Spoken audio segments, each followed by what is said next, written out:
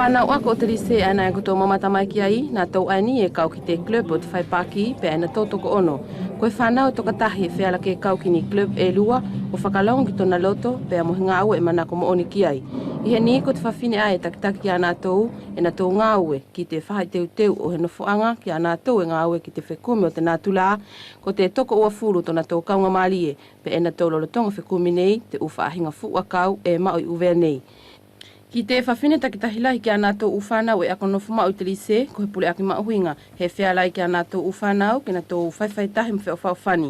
I te toko te au torongo furu uwhanau a ene e tonu ke ako nofu mau i te Lycée, ko te whango furu manima whanau whawhine, toko hongo furu marua nātou tangata o Futuna e ako nofu i te Lycée, ko nātou whakaha o te kualeleo to nātou tau pau. Pea kua te kaunga maari o nātou uwhanau ako uvea nei, kua tohi ki te nofuanga o te Lycée, ka kei nātou nofu whakalongo nei ke tuku mai hona vaenga paanga.